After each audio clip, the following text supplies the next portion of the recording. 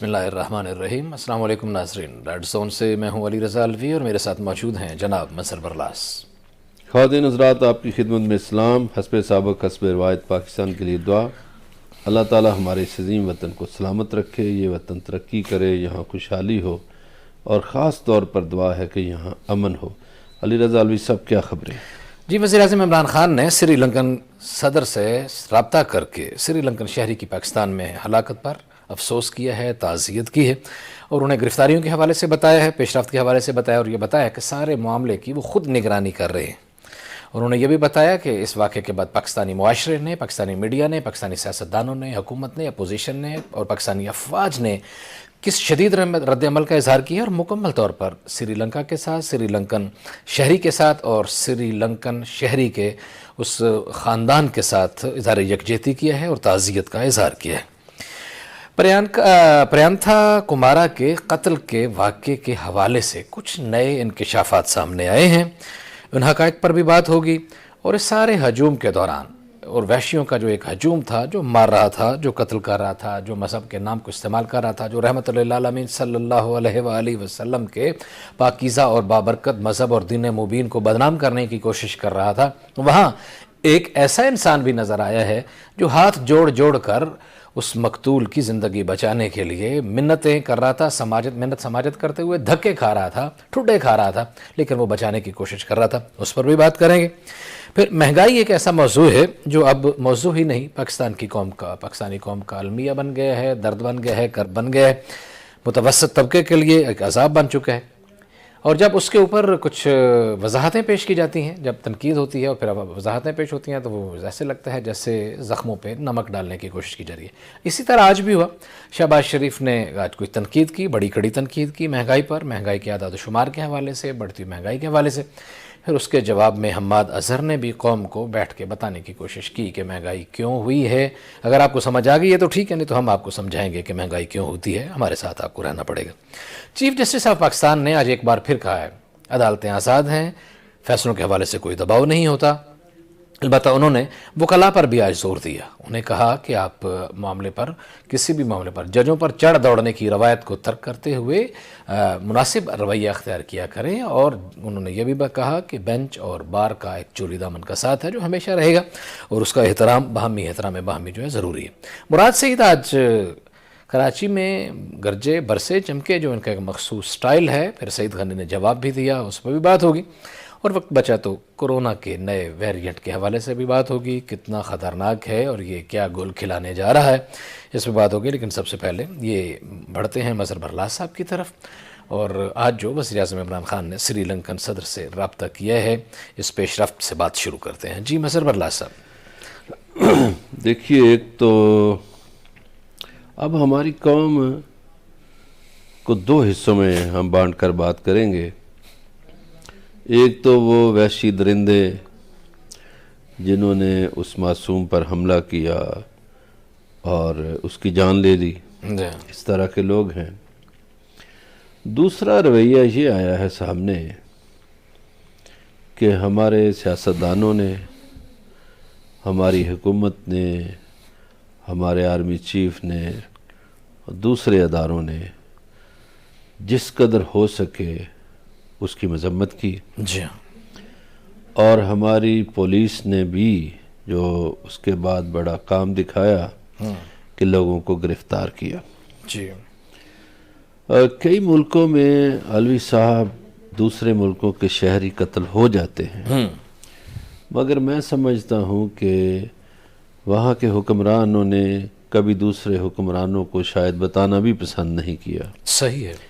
اس حوالے سے پاکستانی وزیر اعظم عمران خان کو داد دینی چاہیے کہ انہوں نے خود سری لنکا کے صدر سے رابطہ کیا، صحیح ہے، اور سری لنکن صدر UAE میں تھے اور انہیں ساری بات بتائی، اور گرفتاریوں کے حوالے سے بھی بتایا، اور یہ بھی بتایا کہ ہمارا ملک جو بھی قانون ہے اس پر سختی سے عمل ہوگا اور سزا بھی دی جائے گی۔ ٹھیک ہے، یہ ہمت کا کام ہے صحیح ہے، جو انہوں نے کیا، ورنہ عام طور پر لوگ نہیں کرتے کہ اب کیا بتائیں۔ اب یہ جو حملہ آور تھے صحیح۔ ورکرز، انہوں نے دیکھیے سری لنکا سے ہمارے بڑے اچھے تعلقات ہیں، اور سوچا بھی نہیں انہوں نے. پہلی بات یہ ہے کہ ہم امت محمدیہ ہونے کا دعویٰ کرتے ہیں، رکھتے ہیں الحمدللہ، لیکن کبھی پاکستانی قوم سے کوئی پوچھے کہ نبی پاک صلی اللہ علیہ وسلم کو تو طائف میں زخمی کر دیا تھا لوگوں نے، جی ہاں، پھر بھی انہوں نے دعائیں دی.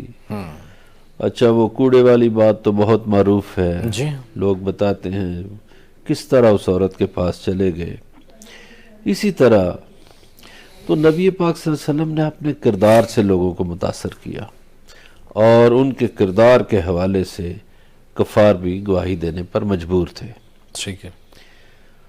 اب ہم نام تو لیتے ہیں بڑی بڑی ہستیوں کا، مگر ان کے کہنے پر عمل تو نہیں کرتے. صحیح ہے. کیا یہ جو وحشی تھے انہوں نے ان کے کہنے پر عمل کیا؟ کیا اسلام اس کا درس دیتا ہے؟ سارا سال یہ لوگ ملاوٹ کرتے ہیں، جھوٹ بولتے ہیں، بددیانتی کرتے ہیں، کم تولتے ہیں، اور پتہ نہیں کس کس طرح کے جرائم کرتے ہیں، کام چوری کرتے ہیں. کام چوری تحقیقات کرتے کے دوران مظہر اللہ صاحب یہ بات سامنے آئی ہے کہ یہ جو مارنے والا، جو اکسانے والا شخص تھا، اس کو اس نے 1-2 دن پہلے شدت سے ڈانٹا تھا اور کچھ کام چوروں کو نوکری سے نکالا تھا.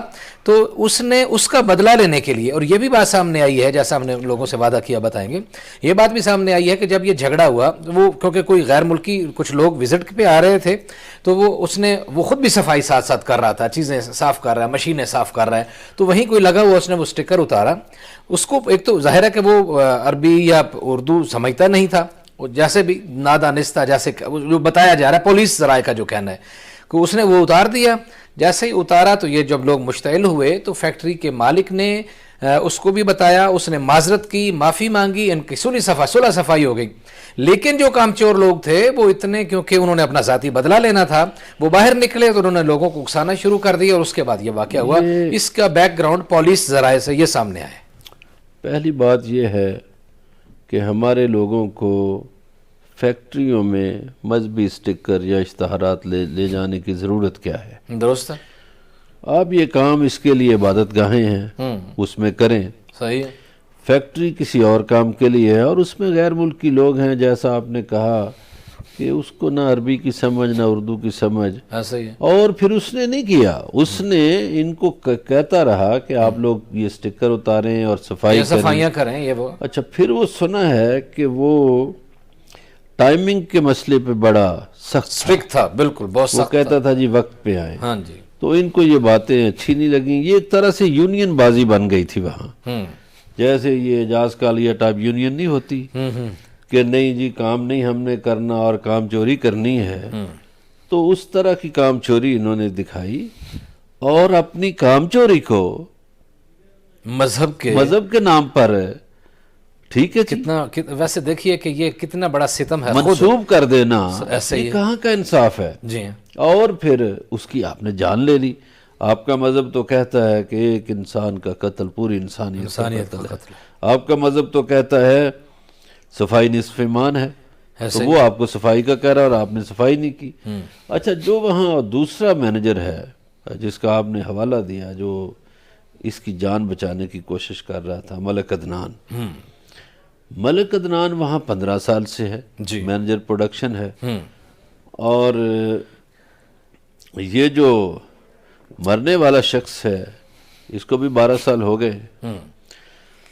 تو گزارش یہ ہے کہ وہ آپ کے ملک میں ایک خدمت کر رہا تھا، چلیں اپنی نوکری تو کر رہا تھا، آپ کے ملک کی خدمت بھی کر رہا تھا، اور ہو سکتا ہے وہ آپ کے ملک کی تعریف کرتا ہو. درست ہے.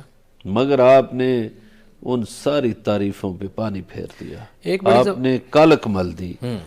اور میں تو یہ بھی علی رضا علوی صاحب سوچ رہا ہوں کہ یہ اس کا شہر ہے علامہ اقبال کا، کہ دیکھیے جس نے امت مسلمہ کو جگانے کی کوشش کی، پورا ان کا اردو اور فارسی کلام امت مسلمہ کو جگانے کے حوالے سے پورا ایک فلسفہ بیان کرتا ہے۔ اس شخص کے شہر میں ایسا ہو جانا، اسی ضلع نے پیر جماعت علی شاہ صاحب کو پیدا کیا، تھوڑا سا ادھر آ جائیں، بلکہ اس وقت تو وہ حصہ تھا اسی ضلع کا، مولانا ظفر علی خان صاحب پیدا ہوئے، پھر عبید اللہ سندھی، پھر امام علی الحق، کتنے لوگ ہیں، اور ان لوگوں نے اس کے خوبصورت چہرے پہ دھبا یہ سجا دیا کہ یہاں انسانیت کے دشمن بھی ہیں، علم والے لوگ نہیں، وحشی بھی ہیں۔ تو ایک وحشت گھول کے انہوں نے پاکستان کا چہرہ مکروہ کیا ہے۔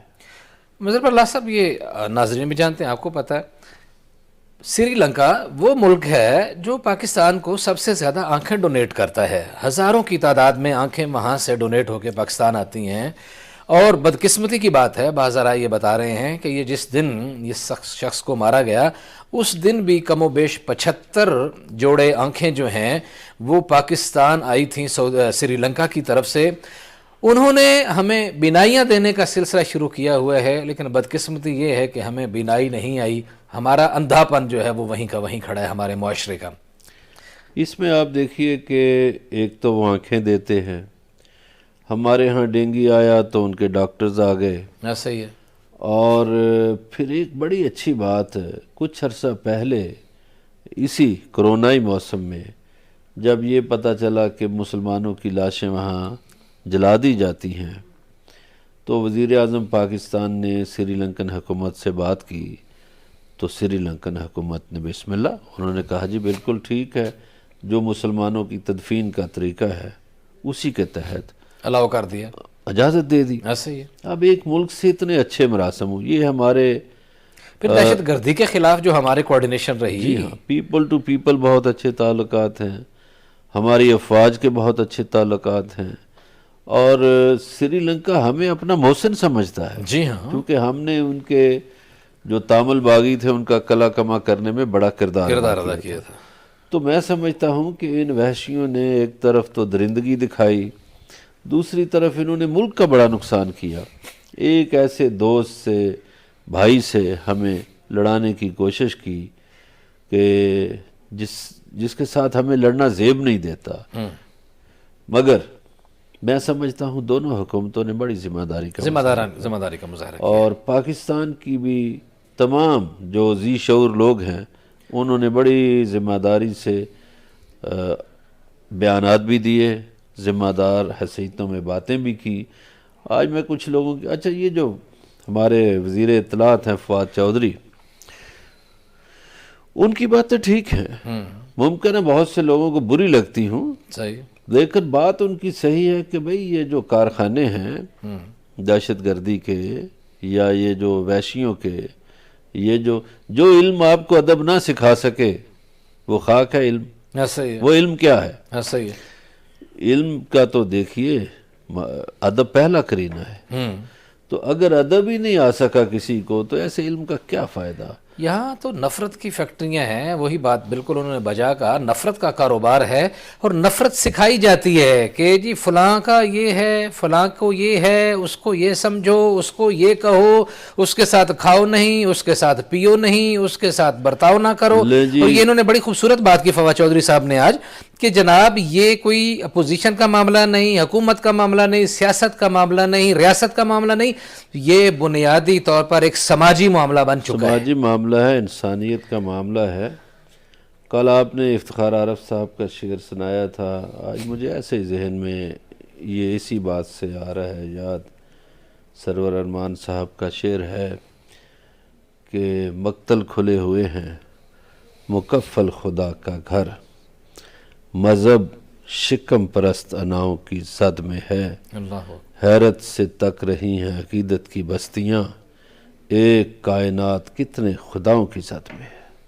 ایک خدا کے ماننے والے ایسے کام نہیں کرتے ایسے ہی۔ اچھا، جیسا انہوں نے کیا۔ اور یہی آپ نے بات کی اللہ تعالیٰ کی، خدا کی بات کی، ہم نے ایک اور بھی کام کیا ہے کہ ہم نے رحمت للعالمین کو ان کی تمام عالمین کے اوپر رحمت، نبوت جناب کا کرم، جناب کی شخصیت کا جو ایک سایہ ہے اس کو چھین کے کوشش کرتے ہیں ہم فرنچائز کے طور پہ کہ ہم ہی ان کے جو ہے نا وارث ہیں.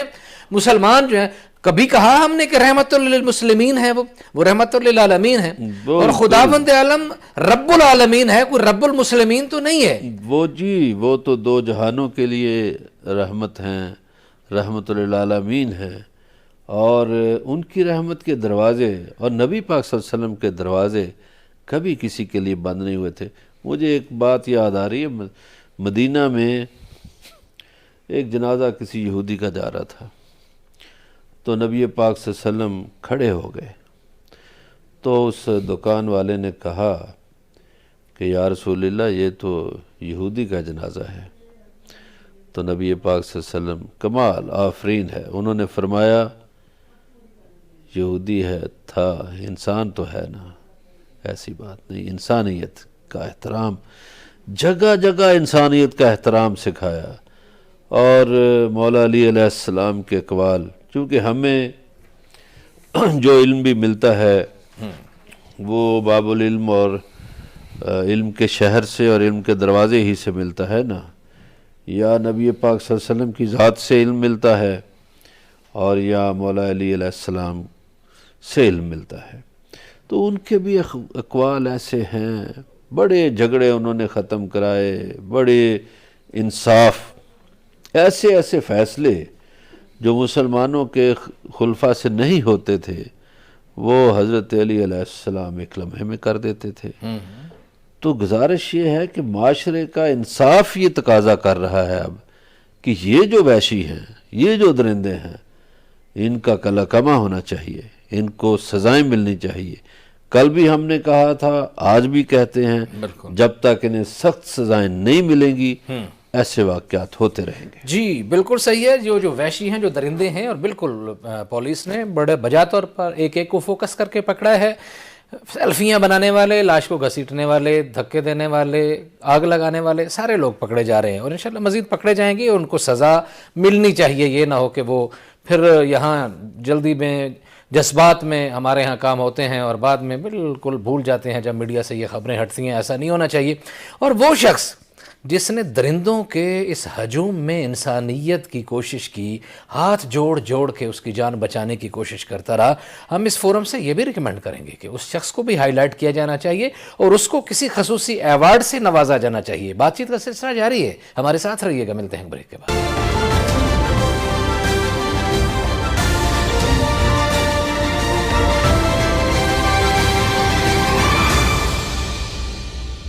ویلکم بیک ناظرین. بریک پہ جانے سے پہلے سری لنکن مسافر کی ہلاکت کے واقعے پہ بات کر رہے تھے. اس میں ایک اچھا پہلو اس دفعہ جو سامنے یہ آیا ہے، تکلیف دہ اور افسوسناک ہے، مارا گیا، جلایا گیا، تشدد کیا گیا، لیکن اچھا پہلو یہ آیا ہے کہ پہلی بار پوری سوسائٹی یکجا ہو کے اس مقتول کے ساتھ کھڑی ہے، قاتلوں کے جتھے کے ساتھ نہیں کھڑی. لیکن بہرحال افسوسناک واقعہ ہے. مظہر اللہ صاحب، میں آپ سے پوچھنا یہ چاہتا ہوں، ہم نے مرض کی تو تشخیص کر دی، مرض تو بڑا ڈیٹیل سے بتا دیا، آخر اس مرض کا کوئی علاج تو ہوگا.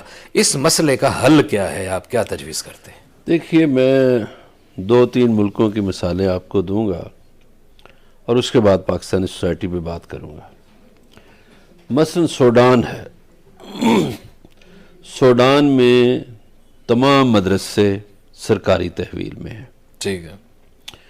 انہوں نے ہر مدرسے میں ایک گریجویٹ افسر لگایا ہوا ہے جی کہ مدرسے کا جو نظام ہے، نظم و نسق جو ہے وہ چلانا آپ کی ذمہ داری ہے.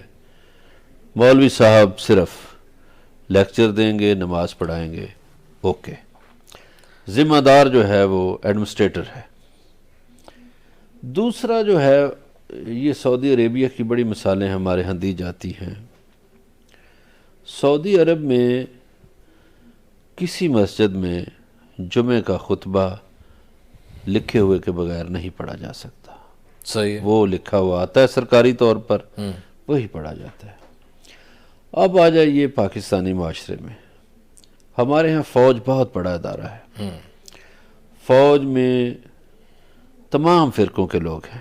جی ہاں. اور ذمہ دار حیثیتوں میں ہیں. جی. اس میں اہل تشیع بھی ہیں، اہل سنت بھی ہیں، سب لوگ ہیں، مگر فوج میں یہ ہے کہ لکھا ہوا جمعے کا خطبہ آتا ہے، اس سے ہٹ کر مولوی صاحب نہیں بیان کر سکتے، اچھا، لہٰذا وہاں نفرت انگیز جو مواد ہے وہ پیش نہیں کیا جا سکتا۔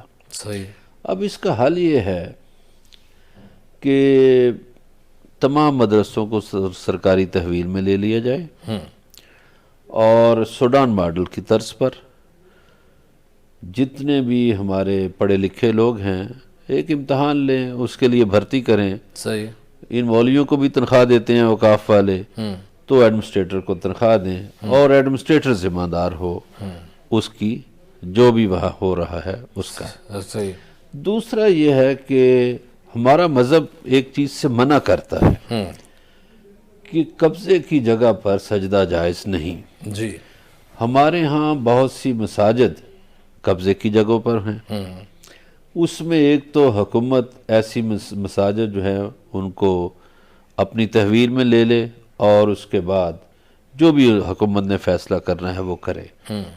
معاشرے کا یہ فرض ہے کہ لوگ ایسی مساجد کا بائیکاٹ کر دیں، صحیح، وہاں جائیں نا، جو جگہ انہیں پتہ ہو، پکا یقین ہو کہ یہ قبضے کی جگہ نہیں ہے، صحیح، وہاں نماز کی ادائیگی کے لیے جائیں، صحیح، تاکہ یہ جو مذہبی چورن بیچنے والے ہیں ان کا چورن بکنا بند ہو جائے۔ صحیح، اور اس کا حل یہی ہے۔ اس کے علاوہ جو جمعے کا خطبہ ہے جی، وہ سرکاری طور پر آئے، وہی خطبہ جو ہے، اب دیکھیے ہمارے ہاں خطبوں میں سیاسی معاملات پر بات کی جاتی ہے، صحیح، نفرت انگیز بات کی جاتی ہے۔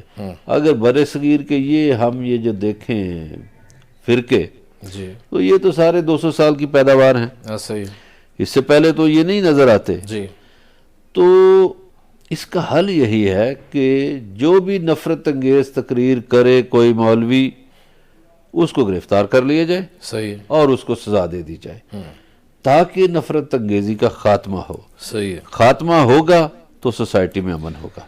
بڑی اچھی تجاویز دی آپ نے، لیکن بدقسمتی یہ کہ میں آپ کی توجہ کی طرف دلانا چاہ رہا ہوں، یہ جو ابھی انہوں نے مذہبی اور یہ قرآن اور یہ کچھ چیزوں کی جو بات کی ہے، ابھی اس میں نصاب میں ڈالا ہے، اس کے پیچھے بھی جو ایک سازش کار فرمایا ہے کہ یہ بہت سارے انہی نفرت والے پڑھانے والے مدرسوں کے پڑھے ہوئے جو ملا ہیں ان کو سکولوں میں لا رہے ہیں، قومی دھارے میں لانے کی یہ کوشش ہے، تو بلکہ یہ تو نفرت کم کرنے کی بجائے نفرت بڑھانے کا کام ہے، کہ یہ بجائے کہ جو بچے مدرسوں میں نہیں جا سکتے وہاں سے مولوی ادھر لا رہے ہیں، وہی متنفر اداروں سے پڑھے ہوئے، نفرت دینے والے اداروں سے پڑھے ہوئے، وہ قرآن کی تشریح اپنی مرضی سے کریں گے، حدیث کی تشریح اپنی مرضی سے کریں گے اور ہر کسی کو اپنی طرف لے کے جانے کی کوشش کریں گے۔ یہ ساری چیزیں بھی توجہ طلب ہیں۔ بالکل صحیح فرمایا آپ نے، اس میں نے عرض کیا نا کہ جو بھی نفرت انگیز بات کرے جی ہاں، اس کو گرفتار کر لیا جائے۔ صحیح ہے جی، ہمارے پاس تقریباً 2-3 منٹ رہ گئے ہیں اور مہنگائی پہ ہم نے بات کرنی تھی اس موضوع پہ تھوڑی سی، تو آج شہباز شریف نے بڑی شدید تنقید کی مہنگائی کے حوالے سے، جو بھی صورتحال ہے لوگ بھگت رہے ہیں، ہمارے بتانے کی بھی ضرورت نہیں ہے، تو اس پہ اس کا جواب دیا حماد اظہر نے۔ حماد اظہر نے بتایا کہ مہنگائی ہوتی کیوں ہے پاکستان میں، انہوں نے کس طرح بتایا اور کیا بتایا وہ آپ کو سناتے ہیں۔ حماد اظہر: سب سے پہلے تو یہ سمجھنے کی ضرورت ہے کہ مہنگائی کیوں بڑھ رہی ہے پاکستان میں۔ مہنگائی اس لیے نہیں بڑھ رہی کہ حکومت کی کوئی ایسی پالیسی ہے کہ جس کی وجہ سے قیمتیں بڑھ رہی ہیں۔ مہنگائی اس وجہ سے بڑھ رہی ہے کہ عالمی منڈی میں ہر چیز کی قیمت بہت بڑھ چکی ہے، اور اس وقت صرف ہم ہی نہیں، ہمارے خطے میں باقی ملک اور امریکہ، یورپ اور یہ تمام ملک جو ہیں جن کے پاس بڑے وسائل ہیں اس مہنگائی سے لڑنے کے لیے، وہاں بھی 20 اور 30 سال سے زیادہ مہنگائی کی شرح چل رہی ہے۔ تو یہ کہنا کہ بے روزگاری بڑھ رہی ہے یہ غلط ہے۔ بے روزگاری نہیں بڑھ رہی کیونکہ معیشت بہت تیزی سے، اس تیز رفتار سے بڑھ رہی ہے۔ دوسری طرف یہ کہنا کہ مہنگائی جو ہے وہ حکومت کی کسی ناکامی کی وجہ ہے، یہ بھی میں سمجھتا ہوں لوگوں کو دھوکہ دینے کے مترادف رکھتا ہے، کیونکہ مہنگائی کی اصل وجہ اس وقت سب جانتے ہیں وہ بین الاقوامی منڈیاں ہیں، اور ساری دنیا میں، صرف پاکستان میں نہیں ساری دنیا میں مہنگائی کی ایک لہر آئی ہوئی ہے۔ لیکن امید ہے کہ انشاءاللہ تعالی اب جو قیمتوں کا زور ٹوٹ رہا ہے یہ جب ٹوٹے گا تو یہاں پاکستان میں بھی ٹوٹ جائے گا۔ ہمیشہ کی طرح قاعدے اس پہ اختلاف جو ہیں، معیشت ہوئے یا کرونا ہوئے یا اب کا ان کا بیانیہ ہو، اس میں وہ غلط ہیں اور وقت انہیں ثابت کرے گا کہ یہ غلط ہے۔ جی، خلاصہ یہ ہے کہ مہنگائی نہیں بڑھ رہی، معیشت بڑھ رہی ہے۔ مہنگائی کے بات کرنا قوم کو غلط بیانی کرنے کے مترادف ہے قوم کے سامنے۔ نہیں، مہنگائی تو ہے لیکن دوسری بات ان کی ٹھیک ہے اس میں یہی نہیں کہہ رہے، انٹرنیشنل ادارے کہہ رہے ہیں کہ پاکستانی معیشت ترقی کر رہی ہے، اور یہ بات بھی درست ہے، یہ میڈیا میں بھی آ چکی ہے کہ امریکہ میں 30 سالہ ریکارڈ ٹوٹا، فلاں ملک میں اتنے سالہ ریکارڈ ٹوٹا، مہنگائی ہے انٹرنیشنلی، اس کے اثرات آتے ہیں۔ لیکن ایک بات انہوں نے حماد اظہر جو میاں اظہر کے صاحبزادے ہیں، انہوں نے ایک بات جاتے جاتے حوصلہ افزائی یہ کی ہے کہ قیمتیں کم ہونا شروع ہو گئی ہیں، اور اللہ کرے ان کی زبان مبارک ہو کہ قیمتیں کم ہو جائیں۔ ہمارے جیسا طبقہ جو ہے، جو مڈل کلاس ہے، وہ زیادہ پس رہا ہے۔ حکومت کو مڈل کلاس پر زیادہ توجہ دینے کی ضرورت ہے۔ ان کے بہت سے منصوبے میں دیکھ رہا ہوں، لیکن وہ سارے غریب طبقے کو ایڈریس کر رہے ہیں۔ امیر جو ہیں وہ خود داؤ لگا لیتے ہیں، مافیاز ہیں، تو پس کے رہ گیا ہے مڈل کلاس جو معاشرے میں زیادہ ہے۔ جی ہاں، تو اس لیے زیادہ سوسائٹی جو ہے وہ مہنگائی کے ہاتھوں پیسی ہوئی ہے، اس پر انہیں توجہ دینے کی ضرورت ہے۔ اچھا، یہ کہتے ہیں کہ مہنگائی کم ہو جائے گی، تو ہم یہی سمجھیں کہ جس طرح یہ بڑھنا شروع ہوا تھا پٹرول، یہ 90 روپے سے 92 روپے سے واپس وہیں 90 روپے پہ آ جائے گا۔ جس طرح ڈالر جو ہے وہ شروع ہوا تھا 100 سے کم سے، اور 174 پہ چلا گیا ڈالر، پھر واپس 100 پہ آ جائے گا۔ ہر چیز بالکل واپس جہاں سے انہوں نے شروع کی تھی، ایک تباہی کا جو سفر شروع ہوا تھا، وہیں واپس آ جائے گا؟ نہیں، ڈالر یا تو ان کا سمجھانے کا یہ مطلب ہے کہ جو جتنی تیزی سے جا رہی تھی نہیں، ڈالر 130 سے شروع ہوا وہ تھا، رک جائے گی؟ ڈالر 100 سے نہیں شروع ہوا تھا، 130 پہ تھا جب یہ شاید خاقان عباسی کی حکومت تھی، تو ڈالر اوپر گیا۔ صحیح ہے، وہ یہ ماہرین معاشیات ہی کہتے ہیں کہ جی یہ اصل ویلیو پہ ہم لے آئے۔ ٹھیک ہے، لے آئیں، ہمیں تو اس چیز پہ اس سے غرض ہے کہ مہنگائی کم ہو، لوگوں کی زندگیوں میں آسانی ہو۔ پیدا ہو۔ عام آدمی کی زندگی میں آسانی آئے گی تو وہ سمجھے گا کہ ٹھیک حکومت صحیح چل رہی ہے، ورنہ دعووں سے تو نہیں حکومتیں چلتی۔ صحیح ہے، بالکل ٹھیک ہے جی۔ عام آدمی کو جب محسوس ہوگا کہ اس کی زندگی میں آسانی پیدا ہو گئی ہے، وہ آرام سے 2 وقت کی روٹی کھانے کی پوزیشن میں آ گیا ہے، وہ آرام سے بچوں کی فیسیں ادا کرنے کی پوزیشن میں آ گیا ہے، وہ آرام سے بچوں کا دودھ دہی لینے کی پوزیشن میں آ گیا ہے، تو پھر سمجھا جائے گا کہ معیشت جو ہے وہ بہتر ہو رہی ہے اور مہنگائی رک گئی ہے۔ باقی فگرز جو ہیں وہ آپ بناتے بھی خود ہی ہیں، بتاتے بھی خود ہی ہیں، سناتے بھی خود ہی ہیں، ان پہ اب بھروسہ نہیں رہا۔ بات چیت کا سلسلہ جاری ہے، ہمارے ساتھ رہیے گا، ملتے ہیں بریک کے بعد۔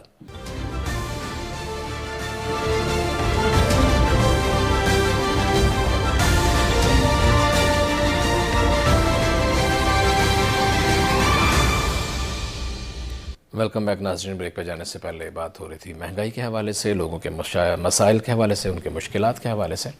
اگلی خبر کی طرف بڑھنا، چیف جسٹس آف پاکستان کا کہنا یہ ہے کہ عدالتیں آزاد ہیں، فیصلے آزاد ہو رہے ہیں، کوئی دباؤ نہیں ہے، اور انہوں نے یہ بھی کہا کہ وکلاء جو ہیں وہ بھی مہربانی فرمائیں، اپنا رویہ ذرا بہتر کرنے کی کوشش کریں، اور فیصلوں کو انٹینشن کے ساتھ نہ کہا جائے کہ یہ عدالتیں جو ہیں وہ اس طرح سوچ رہی ہیں اور عدالتوں کا رویہ یہ ہے، اس طرح نہیں ہے۔ جو فیصلہ جس طرح سامنے ہوتا ہے اس کے مطابق فیصلہ کیا جاتا ہے۔ انہوں نے کیا گفتگو کی آپ کو سناتے ہیں، پھر اس پہ تبصرہ کرتے ہیں۔ آزاد رہیں گی اور آزادی سے اپنے فیصلے دیں گی۔ ہم نے کم سے کم ہمیشہ سے یہ کیا ہے، اپنے ججوں کو بھی میں دیکھتا ہوں وہ بھی یہی کر رہے ہیں۔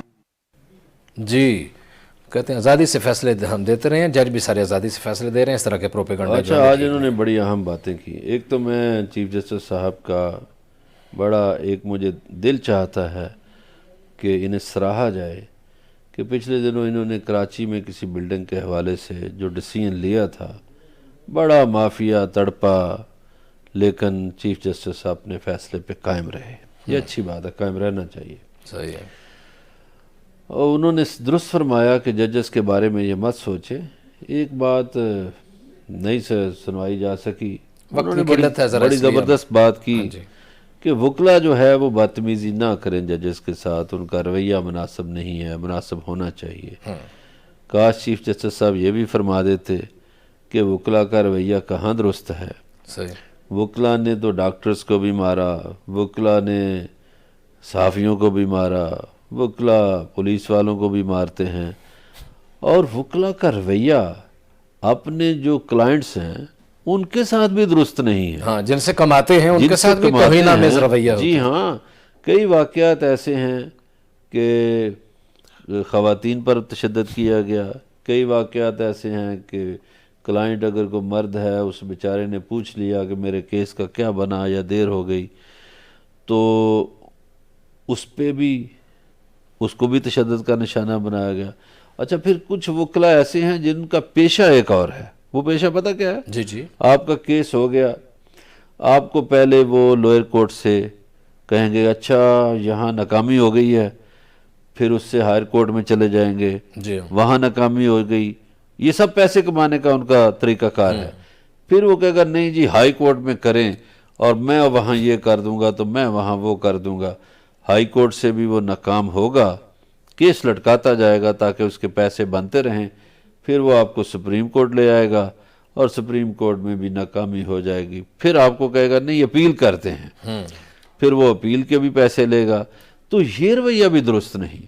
آپ کلائنٹ سے پیسے لیتے ہیں بھائی اس کے کیس کے لیے، تو کوشش تو آپ کریں کہ پہلی جگہ پر ہی اس کو انصاف مل جائے۔ نہیں، سنا ہے کچھ اس طرح کے بھی واقعات ہیں مبینہ طور پر کہ کیس تو پیسے تو لیتے ہیں ایک فریق سے اور کیس لڑتے ہیں دوسرے فریق کا، ادھر سے بھی پیسے پکڑ لیتے ہیں کہ میں ہار جاؤں گا، آپ کے حق میں فیصلہ کرانے کی کوشش جی ہاں، اگر دوسرا کلائنٹ دوسرے وکیل کا جو ہے وہ بہت دولت مند ہو تو وہ یہ کرتا ہے کہ اپنے وکیل کے ذریعے ہی دوسرا وکیل خرید لیتا ہے، یہ رویہ بھی نامناسب ہے۔ صحیح، یہ اپنے کلائنٹ کے ساتھ آپ بددیانتی کرتے ہیں۔ صحیح ہے۔ تو چیف جسٹس صاحب سے گزارش ہے کہ وہ آئندہ کسی تقریب میں یہ بھی فرما دیں کہ یہ جو رویے ہیں وکلا کے، ان کو بھی درست کرنے کی ضرورت ہے۔ اور بالکل بہرحال وہ جو بارہا یہ کہہ رہے ہیں کہ عدالتیں آزاد ہیں اور آزادانہ فیصلے کر رہی ہیں، ٹھیک ہے، اس بات کو دنیا مانتی ہے، تسلیم کرتی ہے، اور اس کے خلاف جو پروپیگنڈا ہے وہ بھی یقیناً بند ہونا چاہیے۔ ججوں کے خلاف جو پروپیگنڈا کیا جاتا ہے خاص طور پر سوشل میڈیا پہ بڑی پلاننگ کے ساتھ، وہ بھی بند ہونا چاہیے کہ بہرحال جج جو ہیں وہ ہمارے اس ملک کے لیے باعث عزت اور باعث احترام ہے۔ اچھا جی، یہ کوئی مراد سعید صاحب نے بھی آج بڑی گفتگو کی ہے، وہ کراچی میں گئے ہوئے تھے، انہوں نے کیا گفتگو کی ہے میرا خیال ہے وہ بھی آپ کو تھوڑی سی سنا دیتے ہیں تاکہ اس پہ آپ تبصرہ آسانی سے کر سکیں۔ مراد سعید نے کیا کہا ہے ذرا وہ بھی سنا دیجیے۔ آپ سے صاف نہیں ہوتے، قائد کے شعر کو آپ نے کچرا کنڈی بنا دیا تھا، پھر جس معاملے میں آپ دیکھیں وہ کرپشن میں اور ان معاملے میں لگے ہوئے ہیں۔ حالی آپ سے جی، قائد کے شعر کو کچرا کنڈی بنا دیا ہے اور لگے ہوئے ہیں صرف کرپشن میں۔ ایک تو انہوں نے سندھی اجرے کو ٹوپی پہنی ہوئی ہے، وہ دن آ رہا ہے میرا خیال کل ہے، جی ہاں، تو یہ اچھی بات ہے، وہاں کی روایات کی انہوں نے پاسداری کی ہے۔ ثقافت کی پیروی کی ہے، دوسرا یہ ہے پاسداری کی۔ کہ میرا خیال ہے کہ اپنی قیادت کی مرضی سے مراد سعید مختلف جگہوں پر جلسے کر رہے ہیں، انہوں نے خیبر پختونخوا میں بھی بہت جلسے کیے، اب وہ کراچی گئے ہیں، کراچی میں وہ ایک تو انہوں نے نوید سنا دی کہ سکھر سے جو حیدرآباد اپنا موٹر وے ہے وہ بنے گا، اور دوسری نوید بھی شاید سنا دی ہو کہ کراچی میں جو گرین منصوبہ ہے نا ٹرانسپورٹ کا، اس کا بھی افتتاح ہونے جا رہا ہے، 25 دسمبر کو ہو جائے گا، 10 کو میرا خیال ہے اس کا کوئی سافٹ افتتاح ہے، تو 25 دسمبر کو قائد اعظم کے جنم دن پر قائد اعظم کے شہر میں ایک اچھا منصوبہ کراچی کے لوگوں کے لیے شروع ہو رہا ہے۔ جی بالکل صحیح ہے جی، کہ ایک اچھی خبر ہے، بہرحال جو بھی شہر ترقی کریں، جن شہروں میں سرمایہ لگایا جائے وہاں لوگوں کے لیے، شہریوں کے لیے آسانیاں پیدا کی جائیں، لاہور ہو، کراچی ہو، پشاور ہو، اسلام آباد ہو، جو بھی شہر ہو، جہاں بھی انسانوں کے لیے، اس ملک کے باسیوں کے لیے، اس ملک کے رہنے والے لوگوں کے لیے، جب بھی جہاں سے بھی جس حکومت کی طرف سے بھی سہولتیں فراہم کی جائیں گی، آسانیاں پیدا کی جائیں گی، وہ بالکل وہ کام قابل تعریف ہوگا۔ آج اتنا ہی، آپ سے ملاقات ہوگی کل، اپنا خیال رکھیے گا، اللہ نگہبان۔